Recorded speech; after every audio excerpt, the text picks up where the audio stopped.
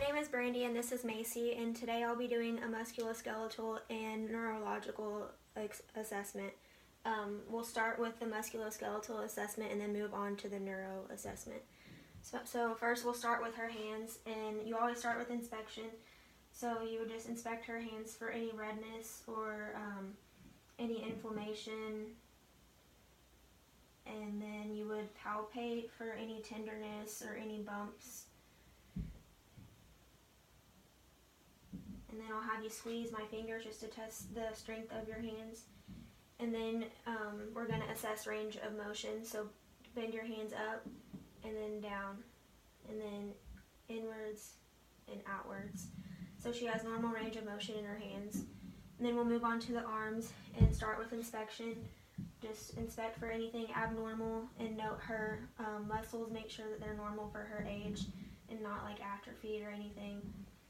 And then just palpate her arms for anything abnormal, any tenderness or bumps. Then I'll go ahead and palpate her radial pulse. And then also the brachial pulse. And then we can test the range of motion in her arms, so flexion, extension, and then pronation and supination. So she has normal range of motion in her arms. Then we would move on to the shoulders and just inspect the shoulders for symmetry. Make sure that they're symmetrical, which hers are. And then we'll palpate the shoulders for anything, any lumps or any tenderness. And then we can test the range of motion in her shoulders. So I'll have you bring your arms up and then back and then outwards and then cross your arm across. Okay. And you would want to test both sides to make sure that they're both the same on each side. And then we can move on to the spine. So I'll have you stand up.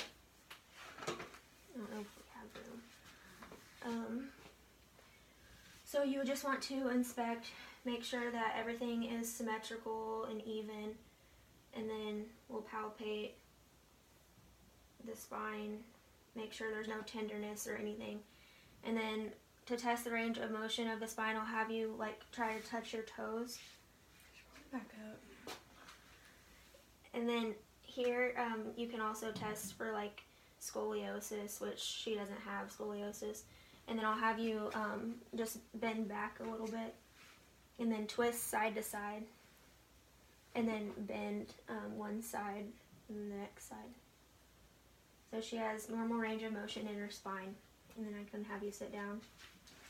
You would also want to observe her gait. So when your patient walks into the room, just observe how they're walking.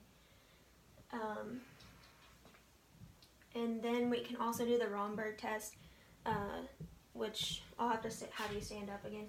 So you open your eyes and stretch your arms out in front of you like this, and then close your eyes.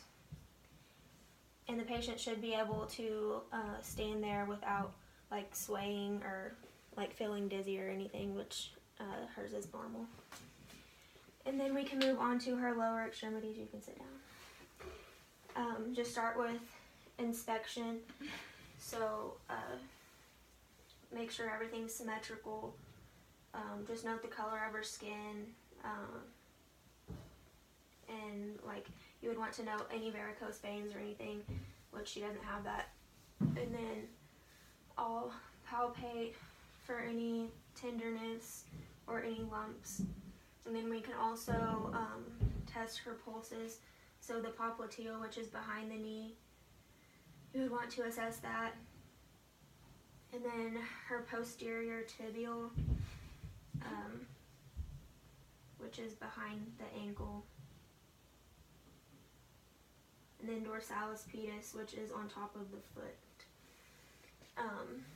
And then we can test the range of motion of the hip. So in order to do this, you can have them lay on a bed, but we're not able to do that.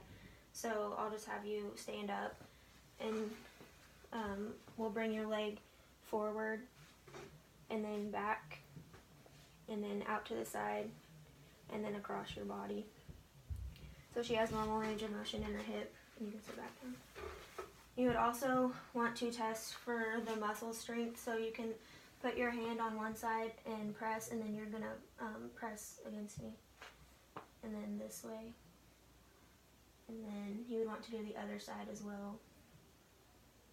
And she has normal muscle strength. And we can move on to the knees. So just inspect her knees for any lumps, any swelling or redness. She doesn't have any. And then we would move on to palpation. Just feel for anything abnormal. And then for the range of motion of the knees, I'll have you extend your leg out and then back behind you. And then we'll test, like, bringing it in. And I'm going to put my hand back here and just pull or push against my hand. And then this way. So she has normal muscle strength. And then we can move on to the feet. Take your shoes off. Just start with inspection. You want to note like the arch of their foot, because that could cause like back pain or hip pain. Her arch is normal, and you can palpate for anything abnormal. And then to test the range of motion of the foot, we'll have you flex your foot upwards and then down, and I'll just have you make like a full circle with your foot. So she has normal range of motion. And next we can move on to the neuro assessment. So you would want to start with just like a general observation of their level of consciousness, which you can kind of observe this throughout your exam. And we'll start with the coordination and skills movement. So starting with the rapid alternating movements, I'll have you hit your hands on your legs like this and then back on this side, and just do that as fast as you can. Okay. So she can do that normally, but if they're not coordinated enough to do that, then they may have something wrong neurologically. And then I'm gonna hold my finger up, and I'm gonna have you point to my finger and then touch your nose, and then point back to my finger. So touch your nose.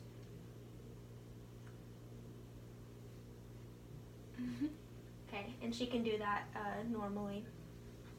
And then the next thing I'll have you do is just take your heel and on your opposite leg and just rub it, like bring it down your opposite leg, and then the other side as well.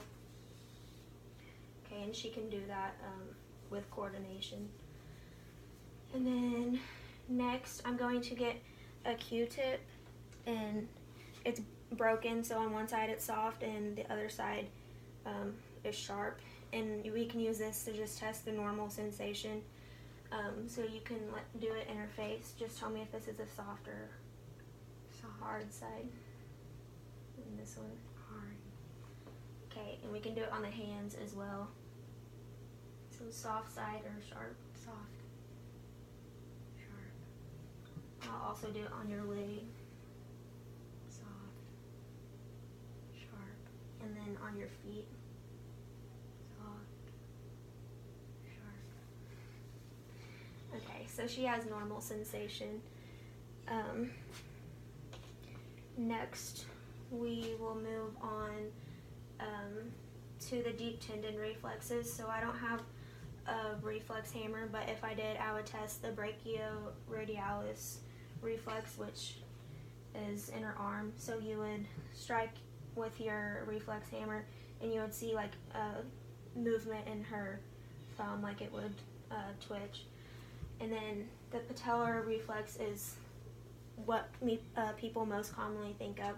So you would hit her tendon in her knee, and it would cause your leg to jerk forward, and then there's also the Achilles reflex, which is behind the foot here. So you would strike with your reflex hammer and you would see the foot flick upwards. I don't have one of those, so I'm not able to do it. And then lastly is the Babinski reflex. So this is done on the bottom of the foot. You would take your device and you would start at the heel and just stroke up to the ball of the foot, and what you should see is plantar flexion in adults. So I'll test hers, and hers plantar flexes, so that's normal. And this concludes our musculoskeletal and neurological assessment.